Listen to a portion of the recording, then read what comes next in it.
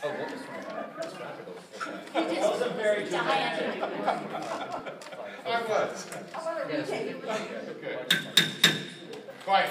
And then it laughs. Hey, we're in session. Well, let's get started. Welcome, everybody. I'd like to call the meeting to order.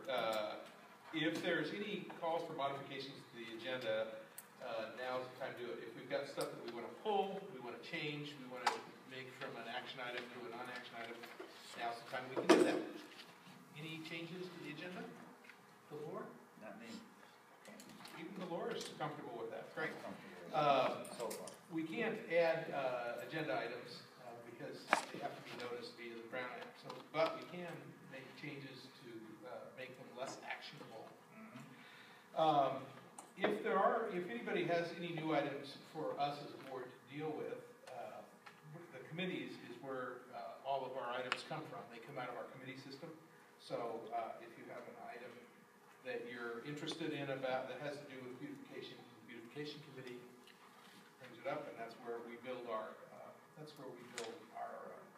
agenda from.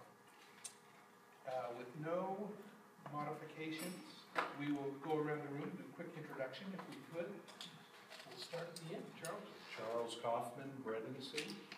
Brett Sarwalt, Obelisk Mercantile. Delore Unen, Hillcrest Shell. I'm Benjamin Nicholls, Hillcrest Business Association. I'm Glenn Younger from Cross State Law. Maggie Rowland Associates, and M. Rowland Management Services. Michael Brennan, Carson Douglas Landscape Architecture. Vicky Gamble, Hillcrest Business Association. Mary Joseph and the Jesus. Mary Tassin with County Supervisor of the Office. Julio de Guzman with the Office of City Attorney Jan Goldsmith. Kara Collins, Rockville Marathon. Evan Jones, I'm new. I just purchased the Commonwealth, and we're now Tabletop Commons. Paul Smith, Monroe. Matt Wallstrom, Roberts Electric Service. Ian Johnson, the San Diego LGBT Center and Phoenix Walk. Tony Duran, Streeter Atkins Office. Cool. Nice group. Thank you all for being here. Time for public comment. Anybody would like to do public comment? We can do some reports as well. We'd like to. Okay, well, thank you, Glenn, and congratulations as being the new president. Well, just for today. Okay. Well, I request to go first because I have a 5:30 meeting with the Marina Business Association and the Vermont Chamber of Commerce at 5:30.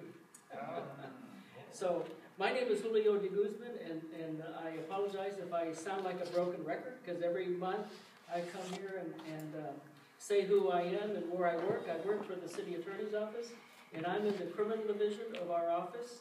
And I'm in the neighborhood prosecution unit, and so what do? We prosecute offenders of misdemeanor crimes and infractions. And last December, we rolled out the community court concept, and I know I talked about this a month ago, and I'll just take 2 minutes of your time. What is community court? When the police department issues somebody a misdemeanor ticket, they have to show up for arraignment at a future date. When they show up at arraignment with their defense attorney, we show up and we make them an offer. We offer them a chance to get rid of your misdemeanor ticket in exchange for working 16 hours cleaning up the community. So upon completion of the 16 hours of cleaning up the community, we dismiss the case. They will not have a criminal record. We will not clog up the superior courts with misdemeanor cases, and the neighborhood gets cleaned up. So it's a win-win-win situation, and I think last month I said that we've been dismissing cases because people complete the program, and we are working towards more and more offenders taking the program. Unfortunately, 30 or 40% don't want the program. They'd rather go to jail instead of cleaning up the neighborhood. But we want to work more to convince people to accept this program. What percentage was that? 30 to 40%. Just choose to go to jail. Yeah. I didn't think we were that bad. Well, they want to roll the dice and try to get probation. Oh. But if you don't get probation, it's 1 to 3 to 30 days. Do you get credit for volunteering for Hillcrest businesses? Well, if you want these people to work in your neighborhood, you don't have to contact Urban Corps directly because they supervise the offenders. Urban Corps and Alpha Project. Because we can't talk to these offenders during, while they're, before sentencing. So, thank you, Glenn. All right. Thank you, Ben. Thank you. And I'll see you Good next luck. time. All right, thanks for coming by. Yes, sir. Yay. Sure, I'll just introduce myself briefly. My name is Nerea Tassin, like I said. I'm with County Supervisor Ron Roberts' office. I'm new to this community. Lauren Prescott used to come here before. Say your first name again? Nerea. Nerea. Yeah. I'll give you my card. Okay. So thanks, Mark. Just a few things coming out of our office. We have our lawnmower trade-in event. So if you guys would like to put this on your community calendar, that'd be great. It's coming up on May the 9th. It's Ron's 16th event. We're cleaning up the air quality here in San Diego. Since it's been on record over 50 years, the best air quality that we're breathing every single day. So, and one of the ways we're doing it is your old gas-powered lawnmower. Bring it to Qualcomm Stadium on May the 9th. With $99, you can get a Black & Decker lawnmower electric charge. It's valued over $450. So for $99, you can trade it in. That's just one little thing we're working on. We have a few others, but I'm just kind of here to see what you guys are interested in and what I can bring back to our office and how we can help you guys. So once again, let me know if you have any questions. Thank you. That was May 9th. May 9th, yeah. So I'll give you guys. And then I can send this to you electronically if you'd like. I'll just give you a card. I did. Okay, super. Tony. The sharp dress. Tony Duran. It's good to see you all. I've actually been sick for the last couple of months, so I'm very happy to be here. Tony Duran, Speaker Tony Atkins' office, and just a few things. Bill packages, all the assembly members are carrying their bills. Speaker Atkins has about 15 bills that she's carrying, they include an affordable housing plan, research and development tax credits, transportation funding, and wildlife protections. Another thing she's carrying is called Pacific to Plate. It actually just came out of the Health Committee today, and that has bipartisan support amongst the San Diego delegation, including the county. And it's kind of like the farmers markets. Farmers markets have a lot easier time getting permits. With this Pacific Plate, it'll allow fishermen's markets to operate as food facilities for fresh fish to be cleaned for direct sale at the market, and streamline permit process so commercial fishermen can organize under a single permit, just like the farmers markets, where right now, each one of them has to get a permit every single Saturday if they want to be up at that pier downtown. And with this, where you can clean your fish too, fishermen were talking about how they would have these big tunas, but they can't cut them, they can't clean them, anything. So they had people on bicycles carrying these huge tunas down. Yeah, so this will help out. And we've got something specific. I think that the press community especially would like to hear. This Thursday, the speaker will be doing an adjournment in memory for Taylor Alisana of Fallbrook and Sage David of Encinitas. They're the two local transgender teens that recently committed suicide. So she's going to bring that to light, talk about that. It's sad, but it's something that we need to talk about. So if you have any questions ever about any of the bills that we're carrying, any issues, any help that you need, give us a call. Thank you. So I'll just point out, typically we do invite members of government, officers, representatives of the government to come to our quarterly open house where our members come. This is more of a board meeting, it's kind of dry, but if you want to connect with our members and hear what they're having to say, a lot more of them come to our quarterly open house. The next quarterly open house is on Thursday, April 30th. At Detour Salon at 142 University Avenue. And letters of invitation just went out, so you should get that in the mail by the end of this week. It's the open house April 30th, 5:30 at Detour Salon, 142 University Avenue. no, it's not associated.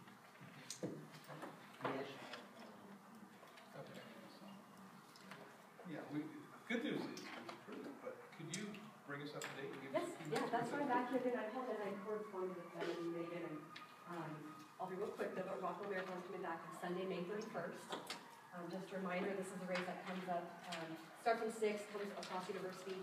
The university is really closed between basically 6 and Mississippi, starting at 5 a.m. By 8:30 a.m., full eastbound, westbound access open. We do keep one eastbound lane closed on the south side of University between basically 163 and over to Mississippi. So last year was the change we did last year. We did some obviously the businesses along University, make sure that they're aware of the change. We do our trifold brochure piece where we have all the alternate access information for people. But by doing that, we actually opened up access on Robinson, which helped the residents in the area. So that was a big change last year. The only issue we had last year, I heard from the Dave Larson at the Farmers Market, we've always provided their vendors alternate access information. Last year they had some issues, so we agreed to this year putting our community relations phone number on the flyers that we give to their vendors. And they can call race day real time for help. So that's the only thing that I've heard from the Hillcrest Craft Group in terms of impacts from the race and complaints. We definitely understand it's an impactful day in terms of communications. If you do have issues, please feel free to forward it through the business association and hopefully help correct. The other thing I really actually want to make sure that you guys are aware of, on Saturday, May 30th, we do have a 5K. It starts in Balboa Park. Runners go, starts at 6th Avenue in Palm. They run north up to just south of Robinson, come back around, drop down to Hawthorne, and then come into the park. Runners, the race starts at 7 o'clock. Runners are physically in the road between about 7 and 8:15. It's a much smaller scale event. Not to diminish the impact, but we will have access for a lot of big properties along 6th. Much different than Saturday when the road is fully shut down. But 6 will be available for access for some big properties, especially at Laurel and 6 and a few other ones down there. We have the special control. Tina Duquette knows the area very well. She knows where the access issues are, and she provides that. Pretty much everyone will be cleared out by 8:30, 9 o'clock. So it's much less impactful day, 3,000 people, smaller event. I want to show it's on your radar. And we do have a run a perk program. I can forward on to Megan and Ben. Basically, any business that wants to participate, we'll promote it on our website, post a link, and we promote out to our runners for race weekend specials. We do ask businesses help us track usage of the special, so I'll send all details to Megan and Ben. Thank you. Now, Cara, we had approved this at a prior meeting. Oh, no, I misunderstood. Okay. Yeah, I think I misunderstood too. I checked the previous agenda. So you haven't received a letter from me? No. Okay, well, I'll make sure. Okay, perfect. I appreciate it. All right. Thank you, guys. Thanks for the opportunity. Anybody else have public comment? Hi guys, I'd just like to introduce myself. I'm new to the neighborhood.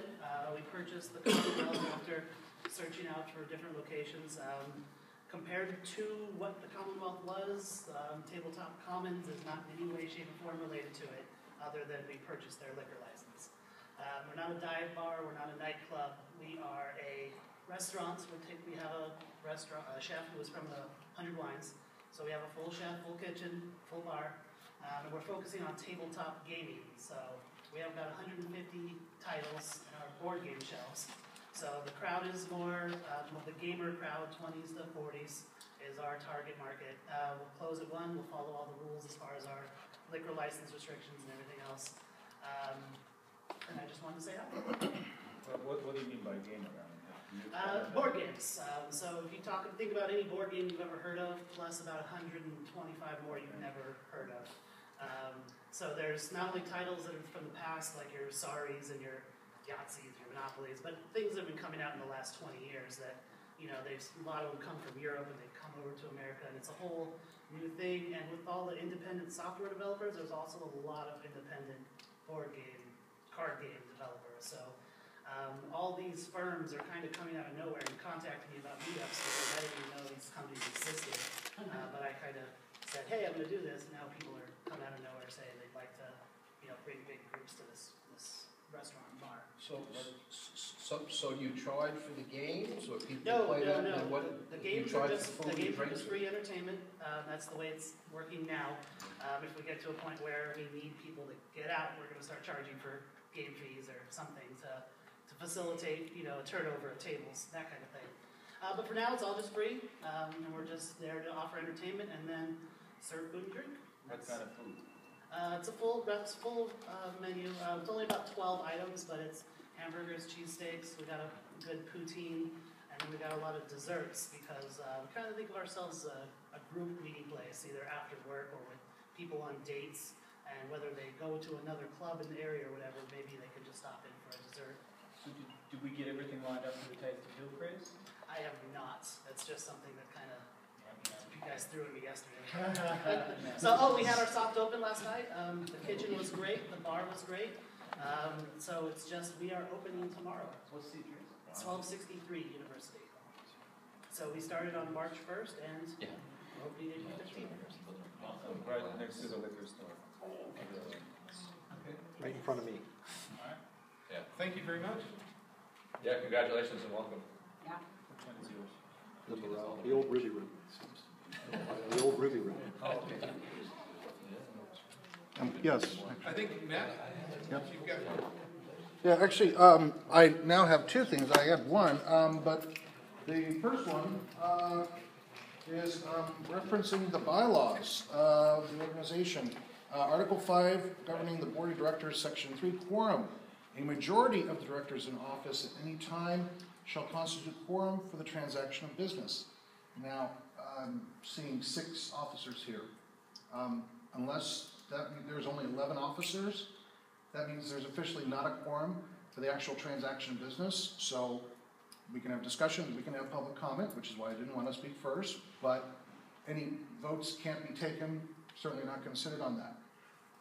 The real reason I was here was actually to inform the board, among other things. Obviously, when I write Ben, it doesn't get shared with the board.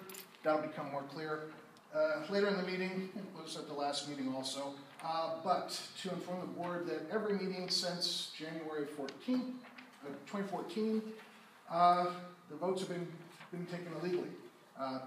Senate Bill 951 changed the requirements for the reporting of votes. It's not enough to simply say 17 yeas, 2 nays.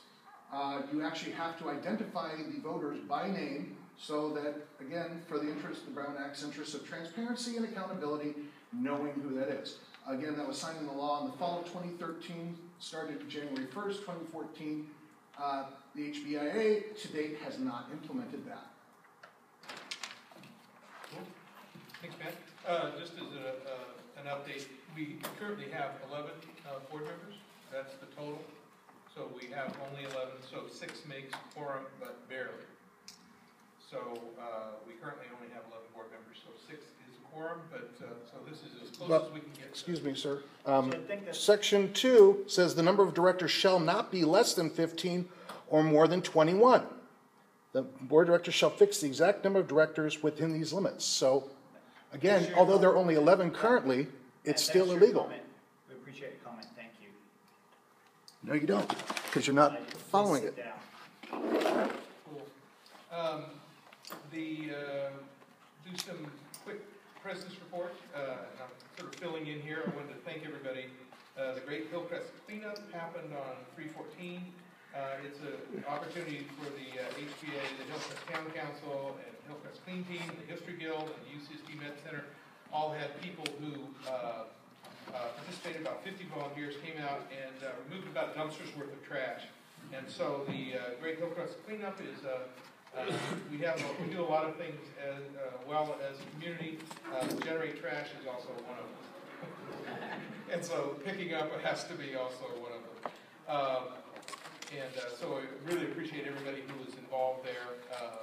And thanks to everybody also who participated in the movie night at the Egyptian Quarter. We sold out with about 350 people. Wow. For an event that is pretty new to us. Really want to thank all the people along the park who helped and participated. We obviously couldn't do it.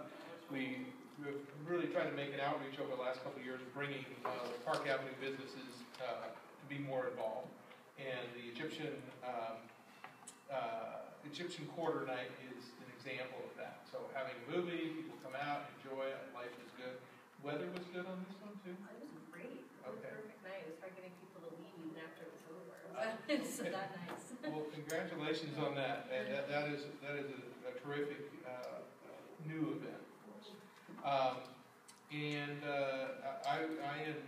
Ben and others were happy to participate in the launch of our Hillcrest Homeless Initiative. We launched last week. We got some good press. I think we had 6 or 7 television folks here, and so all of the channels, including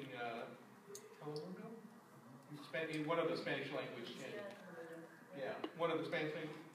So we had lots of great press regarding that.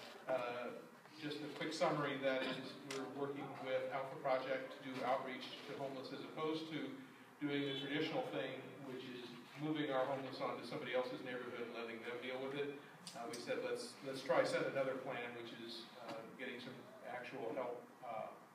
And so the news did a nice job, and I think it made air on literally every one of those, and so that was good.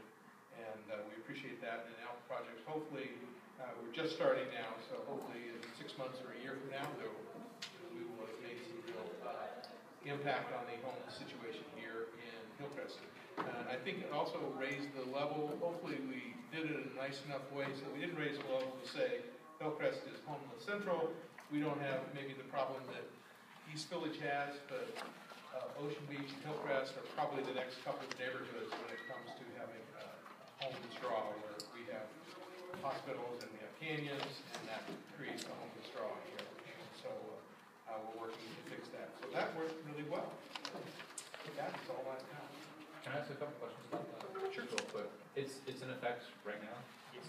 Okay. I was wondering if we were going to get the cars with the telephone number. We're going to be, I'm going to talk about that in a little bit. We're going to be giving out the cards at our next open house.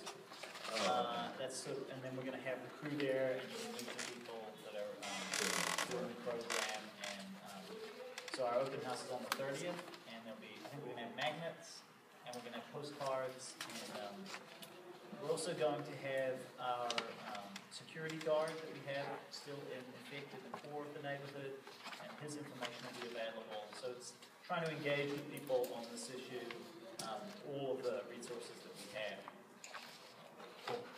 And I can give you their hotline number if you. I'll send it out to the group because the hotline is in effect right now. Yeah, that's what I was wondering. Yep, it is in effect. Is there any other adjacent communities interested in the program, or we haven't approached any? We haven't gone down that way. Currently downtown, Project works with Alpha Project works with the port right now, Port District, and then the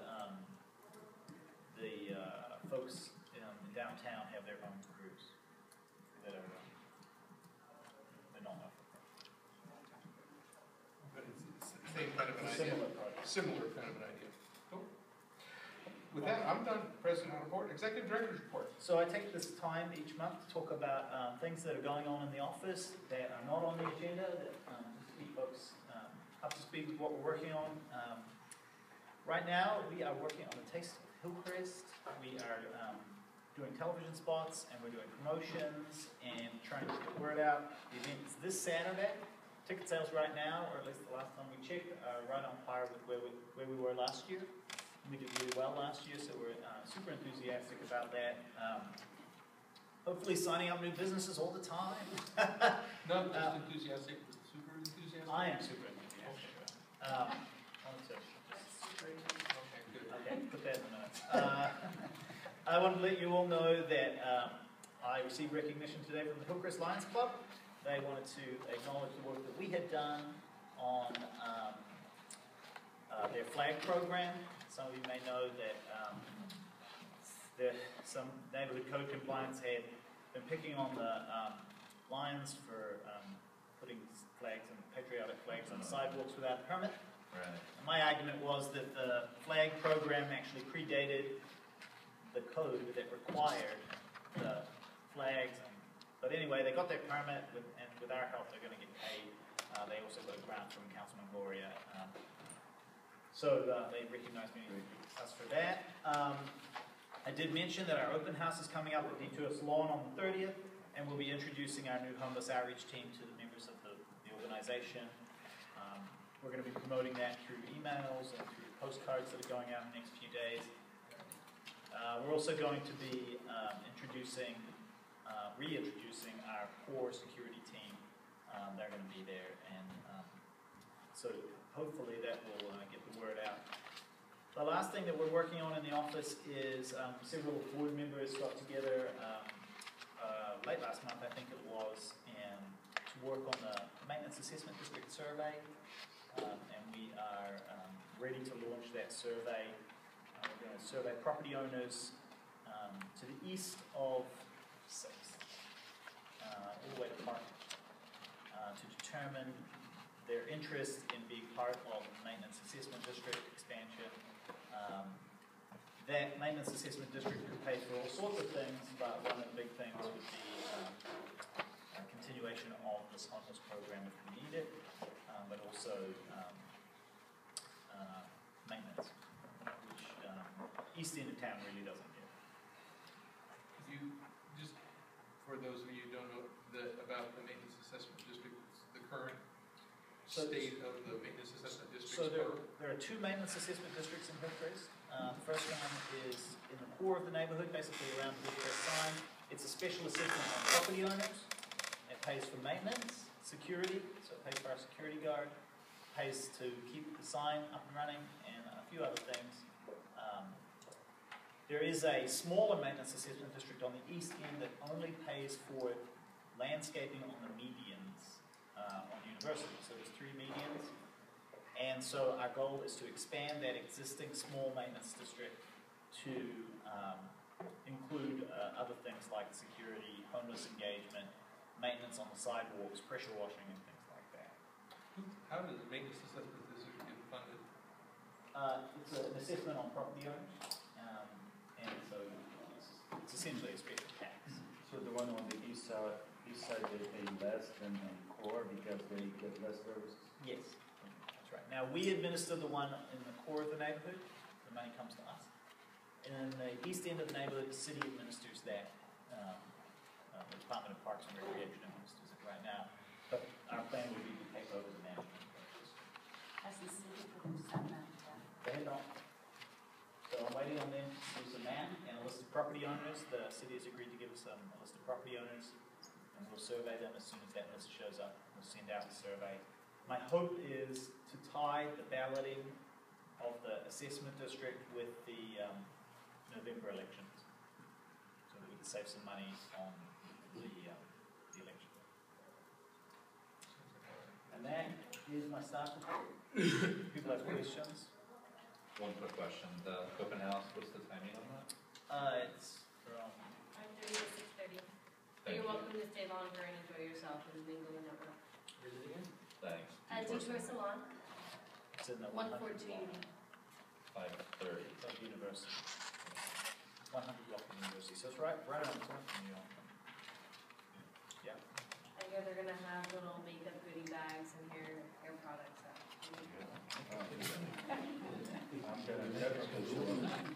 Makeup goodie bags. Hair product, I'm all for it. All right. I'll take yours. Well, thank you, Ben, for that. We have typically the approval of minutes, the financial, and things that we do year after year. For example, this year in your packets that you all received had the minutes and the financials. And then each year we do a letter of support for the AIDS Walk San Diego, and that's one that pops up year after year. Staff is instructed to go ahead and write a support of that, but we like to put it on the agenda to make sure that the whole board has a chance to say, yes, we want to support that again any way we can. And so the 3 things on the consent agenda are the approval of the minutes, approval of the financials, and letter of support for the AIDS Walk San Diego. And just a quick note, it's the minutes for February and March. And February. February, we're correct. February, we're correct. I move for approval. Okay. Now, I will also point out, observant board members will note that revised minutes for March were sent around in the last couple of days. Okay? So they were so everything was included in the packet. There's a motion. Do I have a second? I second. Been moved and seconded. All of those in favor? Oh, I'm sorry. Oh, any comment? Well, it's a consent. Yes. Consent agenda typically we wouldn't have comment, but are there any questions or comments? Okay. When can we expect the revised March minutes to be posted online?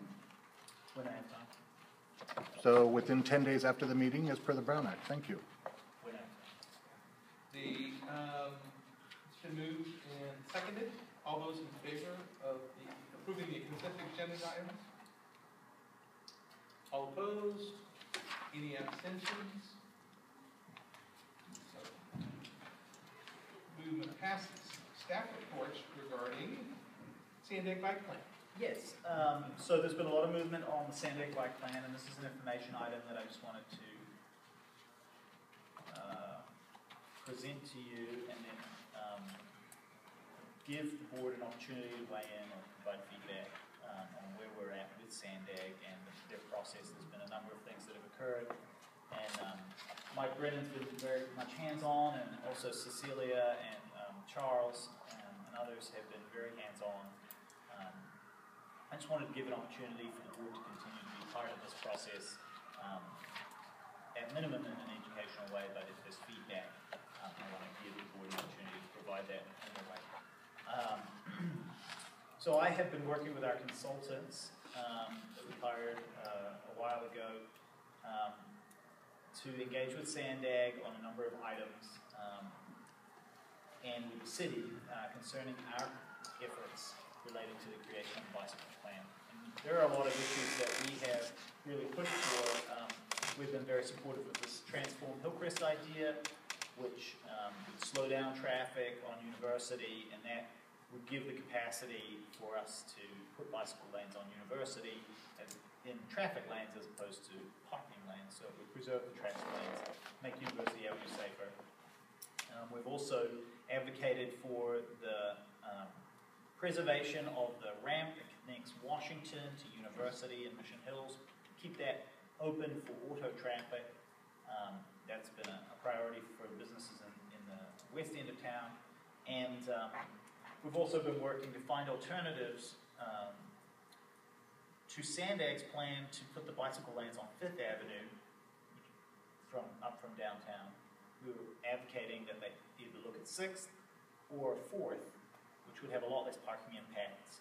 The challenge there would be that the bicycle lane would have to be essentially a, what's that? You have to turn left or right. Well, it would have to be a, on 4th or 6th, it would have to be a dual bikeway. So both lanes on one side of the street, which is something SANDAG is resistant to do. We have been focusing our efforts on the ramp and keeping that open, and we've been hearing positive responses from SANDAG on that issue. It seems like that's something that is going to occur, or at minimum, it's that ramp closure issue may be moved into a later phase of the project. So that's promising. SANDAG has also taken our request for them to analyze Transform Hillcrest and examine the feasibility of the implementation of Transform Hillcrest. My understanding is that examination, firstly, has occurred, which is something that we wanted. Originally, they were saying they weren't going to look at it. They've actually looked at it, and my understanding is that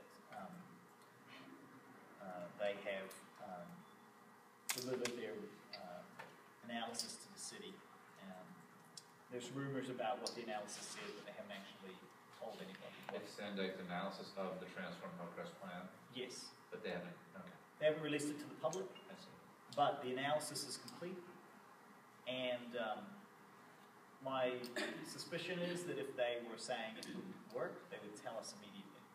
If it wouldn't work? If SANDAG's consultants had said, this plan won't work, they would say that. Right? They've said, think they would, yeah. And they have in the past. Oh, when okay. they haven't liked something, or their consultants have said it won't work, they've said it immediately. Oh, I see. So I'm optimistic about their analysis of Transform Hillcrest. One of the things that has been frustrating over the last couple of months, and a lot of our members have been affected by this, is this conflict between the bicycle community and the business community.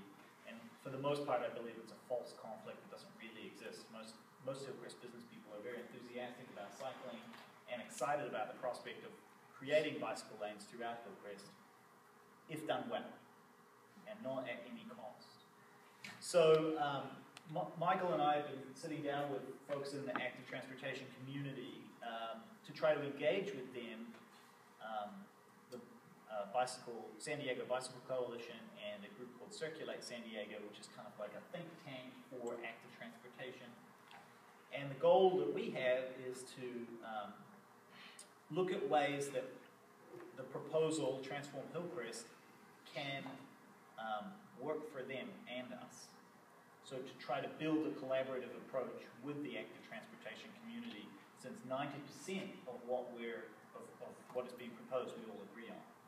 And it would be great to have them come on board and recognize that we need infrastructure for cars, and we'll come on board and talk about the things that they're interested in, which ultimately is safety for pedestrians and cyclists. So we're actually meeting with the folks in that community, and my hope is at the next board meeting to have them come back to us with some sort of a document that will describe how we're all getting together on this project. My goal is to end this rancor between the bicycle activist community and some of our members. And my hope is that if we can all get together around one guiding sort of principle, that would end a lot of that rancor. The good news is that SANDAG staff have halted a lot of their public outreach efforts, and they're going to go back to their own transportation committee to get guidance from the community and the SANDAG board. And so that's happening in June, and so my hope is that by the time that transportation committee meets, we'll have sort of a community approach that is supported by us and supported by the bicycle community that we can take to SANDAG and say, you know, you don't need to worry about this anymore. We've figured out what you should do. And everybody's on the same page. They love hearing that. Yeah. So that's my kumbaya strategy right now. Kumbaya strategy. Good. And my understanding is that, I mean, at the end of the day, 90% of this project is supported by everyone. It's the 10% that is creating the most trouble and division. I don't know, do you agree, Michael? Absolutely. And so we're focusing on the 90% and trying to find ways to compromise on the 10%. I don't know if you wanted to speak to it, Michael, or... I think I could add a whole lot to that deal. It's a really good summary. I think the basic thing is, you know, we've taken the major issues of contention and sort of found some compromises and are working this through. So I think we're on a really good path with everyone. And so everybody knows, and this might be good for you to know, Charles, most of the position that I am taking comes from discussions that we've had at this board or at our various committee meetings, stakeholder meetings that you've been going to. And Cecilia has been involved in those meetings too. So I don't think we've had any meetings outside of those ones which board members are aware of. Is there any questions, any concerns? Cecilia, are you here? You said the analysis is done by SANDAG, but yes. They're not presenting it to the public. Not yet. You're not privy to it, nobody is. No, I've heard rumors about what it says, and I'm optimistic about those rumors. I'm excited about them. My understanding is that it's being examined by various city departments like the Streets Division, and there's only so much time that they're going to be able to keep it under wraps. It's a public document at this point, so we should be able to get it in the next few weeks. Thank you for that. That's it. That's the update. Liz, you have 2 minutes if you want. I'll carve it out right in the middle for you. Unless Ben would like me to address anything. We talk about it? No, it's fine. I'm not.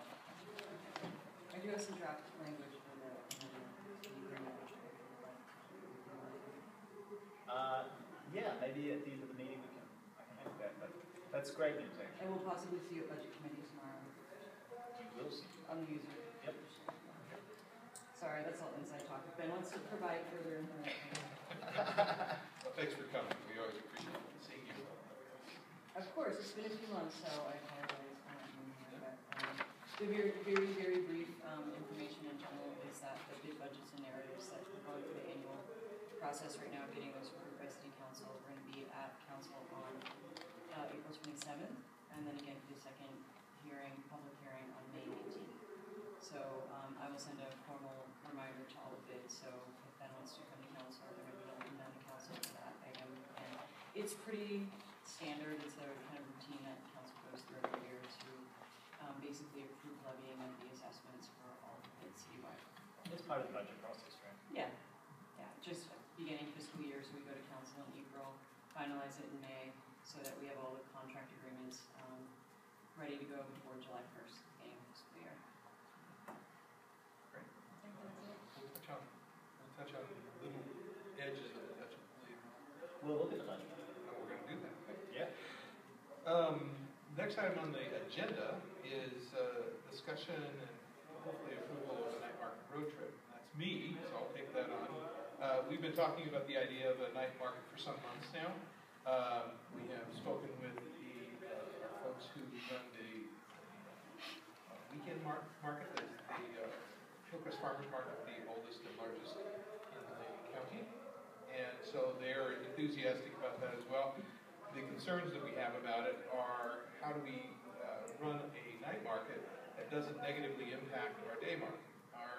One of our largest sources of funds as an organization is the Hillcrest Farmers Market, and so it's really important that we do a good job with that. And so we've been able to continually grow it over the last several years with David Larson and David Mark's help. They've done a nice job, but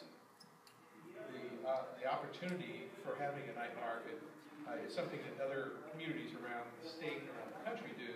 We haven't done it very well here. Most night markets have done poorly. And so several people have tried it and then said, ooh, this doesn't work out. At this point, I think Oceanside may be the one that seemingly feels like it's successful. Yeah, Oceanside is successful. There are others around the state and that have both daytime markets as well as nighttime markets. And the nighttime market actually helps. So, for example, Davis in Northern California does a really nice job where they have a night market on Wednesday and they have a Saturday morning market, and they actually feed each other quite well. And so Davis, for example, has a nighttime market. They have an afternoon market on Wednesday and an evening market, and again, they feed each other. And so that's one. San Luis Obispo has a market on its light days are equal to what our largest days would be on our Sunday farmers market. So the San Luis Obispo market is another one that's a great success. San Luis Obispo, in that portion of the state, there are dozens of daytime markets or afternoon markets, and yet the Thursday evening market doesn't seem to pull away from it. It actually seems to help them. And so there's a real culture of building this market shopping. And once people get moving on that, that's something that we thought we would like to try to do here. And it feeds into our work on Normal Street and trying to expand some public space, plaza type space, and doing that. So the idea was, why not talk with those people who have done it successfully, figure out what they've done, try to learn from their mistakes, and learn from their successes as well. And so we have been talking about this for about 9 months, maybe even a year. It's been on our list, and we've had a lot of other things going on. So I'd like to propose that we do a road trip to visit these markets, and I'd ask Ben to take a look into what it might take to make that happen. So I'd just say that I looked at a road trip that would include Davis and San Luis Obispo. I'm proposing that we depart on Tuesday, the 19th. We drive to Davis on Tuesday. Wednesday in Davis, we would either visit Sacramento and talk to some of the economic development people in Sacramento that we never get to really connect with. And then that night we would visit the night market. We'd also meet with the folks who put it on. And then on Thursday we would jump back in the van and we would drive to San Luis Obispo and get there in time for their night market a couple of hours before their market happens actually, and visit with them on their night market, talk about how that works. And then on Friday we would jump in the van and cruise back. I'm calling it the Magic Bus. We jump back in the Magic Bus and we cruise back to San Diego. We'll be back here on Friday. We would look for support for the project. I anticipate that with hotels, it would be hotel, gas, car rental, and some meals. It would be about $2,000 for Glenn, myself, David, and Cecilia said she wanted to go, but I don't know if she was serious. I know, can you imagine that? No comment. No comment. How long it is to drive from here to Sacramento? Yeah, that's what she knows. Does she know that? She knows a bit. She might was find out. excited about it. It would take a 9-hour drive and like 1 hour break. Yeah, I know. It takes an hour and 10 Similar minutes. cost for gas versus. Yeah. Is it similar for the number? And then we have to go to San Luis Obispo too. There's an airport in San Luis. They also have megabus up there. Get a private plane. So I'll fly you. yeah, we'll drive. And what's the length, what's the whole trip? With Cecilia. It's a Tuesday through Friday, and according to Google Maps, it's 19 hours driving time, 1,200 miles. You like Red Sea to supply with snacks? Oh, yes. I haven't been a bread and seeds. I was just going to ask if the budget included sunflower seeds. I need that. April or May? May. And so essentially we're looking for about $2,000. It does seem like a bit of an oddity to drive, but when you look at how much it would cost to fly, and we don't actually know whether it's like, depends how many people really want to go. If Cecilia is serious about going, it's not going to cost that much more for her to go. Right. And if there are other board members that want to come, or if David and Mark want to come, so this is sort of like just a budget, and we'll work with it. So, can I ask about what the agenda will be? Are you going to be meeting with the people who are producing these events? Okay. And we'll talk specifically about how they protect their daytime markets, because that's really this isn't about looking at night markets specifically. It's about how does one market not cannibalize or diminish the other. You could also look at the day markets while you're there too. Maybe you could learn some other things about how you can improve the day market. That's a good suggestion. The challenge with the day market is we might be able to squeeze that in on Friday going out. Maybe, yeah. The Davis Day Market is on Saturday, so it would be an extra day. Do you know just offhand, do they sell, when you say they feed each other, do they sell the same things? How do they feed each other? You can't tell, you can't. I think part of it is, on each other. I think They feed on each other. I think that part of it is, it has nothing to do with cannibalization in the strictest sense. That's what he said. I'm sorry I brought that up. But it does have to do with developing a kind of a culture of people using markets for shopping. And so that, for example, in Davis, they have a Wednesday afternoon at the college campus and a Wednesday night market. And so if somebody misses one, they go to the other. There's two, so that they can say, okay, I can do marketing. There's multiple opportunities. San Luis Obispo, the people who run the night market, the Thursday night market, on their biggest nights will have 30 or 40,000 in the summer. On their light days, they'll have 8,000 people on a light night, and so it's quite a big draw. And and it's the same group that runs that market that also runs the Farmers Market Association, which is 15 different farmers markets in that area. So they're very much working on the people who go to this night event also are great candidates for maybe going to another event close by. So they draw people from a fair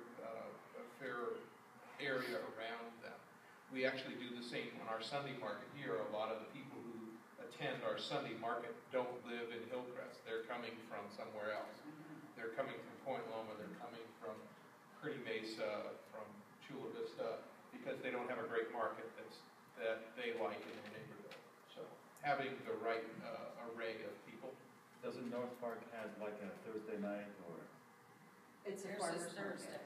And so I think the distinction that maybe you're trying to make is that the day market, like, so I used to live in Sacramento, so I went to the Davis market. I never went to San Luis Obispo. But the farmers markets, especially in that area in Northern California, those cities are all surrounded by farms. So the farmers are extremely involved in the process. They're extremely strong advocates for the farmers markets being kept pretty pure farmers markets. So then that creates an opportunity to have a much different market environment at night. Like the Sunday market, the big Sunday market in Sacramento, there's no prepared food, none. If you're lucky, you can get a cup of coffee. It's all fresh produce. And there's probably 150 vendors there. It's humongous. And the Davis Saturday market is similar. I mean, they have some prepared foods and they have some shopping, but it's mostly. If you want to buy clothes at that market, it has to be farm-related patterns on the clothes. And then a lot of the market management that I experienced when I was there are very particular about the types of vendors they let into their market. So the quality is very high. It's like a very intense application process. Maybe not intense is maybe the wrong word, but they're definitely curated. So I think it would be good for you to see a number of those. I think it would be fantastic. I don't want to change your schedule, but the Saturday morning Davis Farmers Market and the Sunday morning huge market in Sacramento are an experience. Well, it almost sounds like she just answered your question then. They're two fundamentally different. Well, and it would be instructive to know if we are going to embark on this night market concept, how should we change the Sunday market, right? Because the Sunday market kind of has a little bit of everything. And so, like those sort of questions we really want to connect with the managers. When we talked to David about helping us with the night market, his big concern was that very question: how do you do this, and how do you not piss off all your vendors? Sure. Right. And those questions are really important. Well, wouldn't the hour length be much less? Because like the one in North Park, it's like 1 to 7. Just like 3 to 7 or 3 to 8. 7. Yeah, it's like 4 hours. Because they're not open that late. Especially when it's still going to be light at 7 here. Right, and it's partially the culture in Northern California. When I worked up there, I tried to create, Saturday, Sunday farmers market in the morning, and I tried to sort of like mimic the Hillcrest market and Little Italy, and the market managers up there were like, no, you're in Northern California now. So you have to, whatever you learn up there, just make sure that it fits the culture of Southern California, because it's different. Just as a suggestion, maybe we can send 2 on an airplane from here to Sacramento, do Saturday, Sunday, and then go in a vehicle like couple in a vehicle to San Luis Obispo. That's kind of a shorter, and for San Luis Obispo would be on different days. You send, and it might be even economically cheaper and less kind of, it's going to be a lot easier on everybody to kind of split it into 2 trips. No, you go to Davis, then you go to San Luis Obispo, then you go back to Davis, and then what I'm saying is Sacramento, and then it's just the magic bus. I appreciate that. Like buses we have on weekends, The ones? Oh, we'll take the Old Town Trolley all the way. Yeah, there we David's go. in Sac for like 20 minutes. Yeah. Yeah. So, I guess at this point, we can figure out those details, and that's probably a good suggestion. What I would love to have is authority to go forward with the expenditure. I figured, my rough calculation said that $2,000 would be about what we needed. I think that might be a little light, but I would be looking for a motion for some number for a budget to approve that we might be able to do this.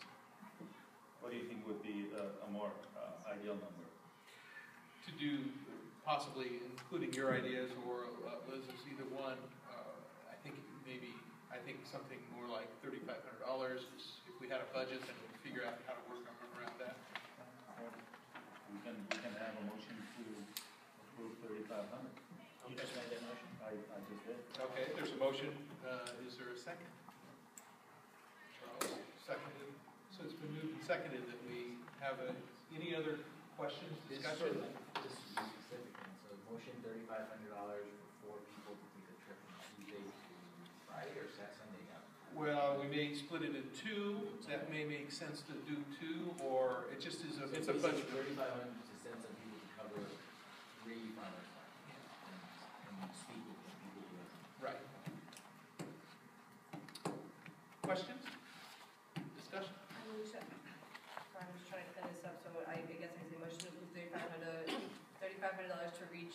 to research day and night markets in Northern California. San Luis Obispo is like central. You know, I think that covers it. Up to, yeah. Up to. Right. Up to. We just have to buy all these pumpkins. We have to. Okay, I'm going to come back with a big pumpkin on top of the van, right?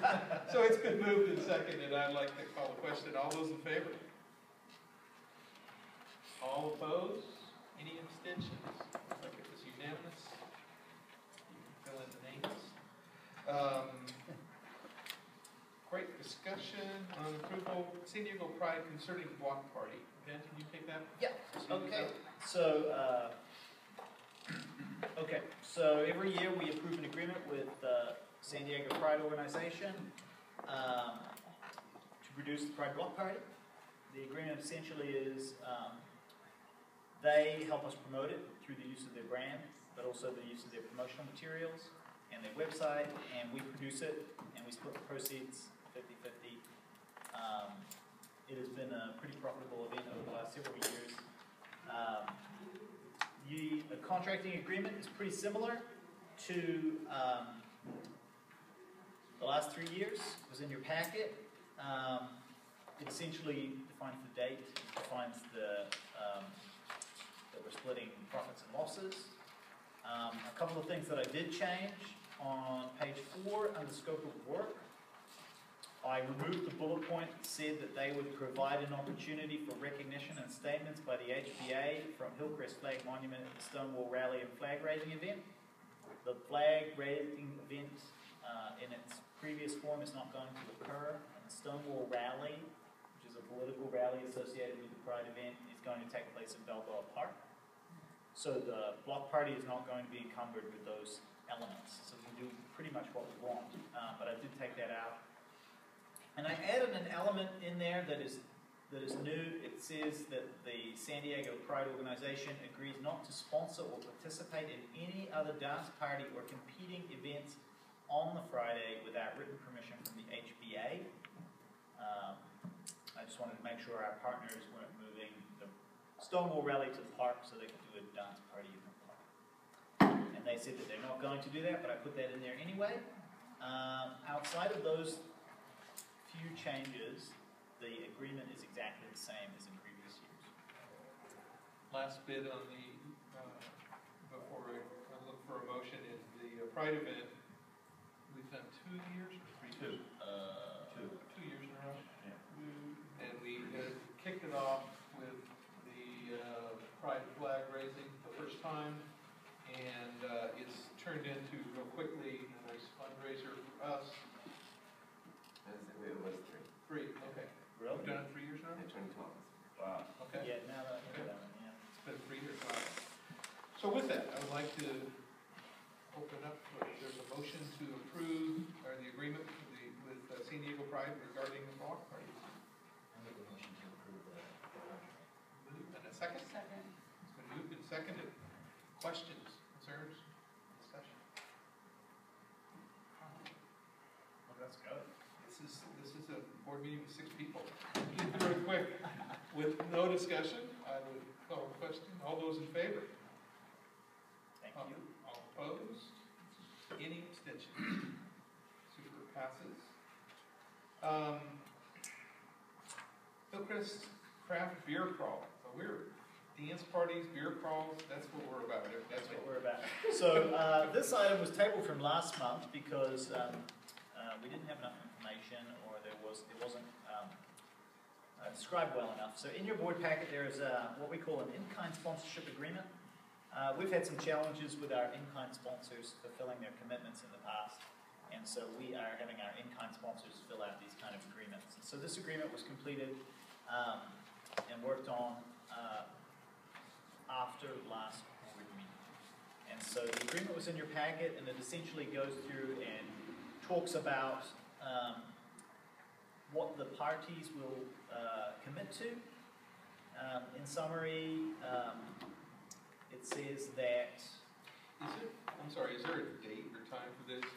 Give us a little background on it. Yeah, so the event is essentially a self-guided beer crawl. So you go around to different locations in Hillcrest and sample the beers that are on display. And the idea is that Hillcrest needs to showcase itself as a beer location just as much as, say, North Park or in other neighborhoods. It's on May 9th.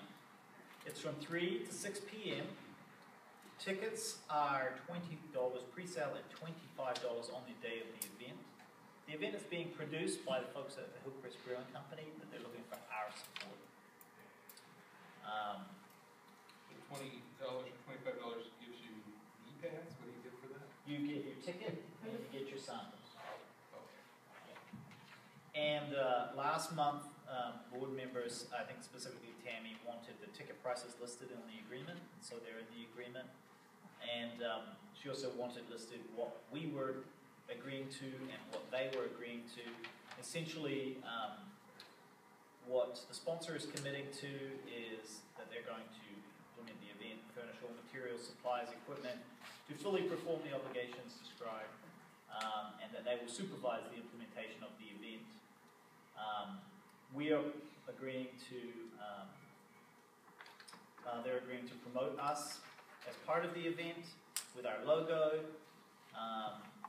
and that so what we are committing to is a dedicated email blast with a value of $800, website homepage banner campaign with a value of $400, featured event listing on our website, $75, social media promotion, value of $300, inclusion in our quarterly newsletter, which comes out next month, value $775, I'm not sure how you get that.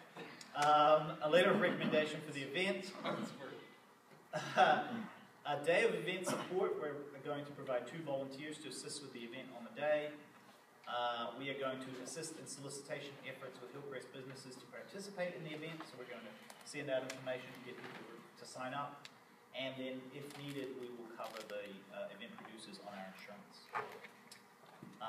Now, when I say the value is $800, I was with you until we're going to cover their insurance. Event on the insurance. So if they have their own insurance. If someone gets hurt in this event, yes, are we in any way responsible for it?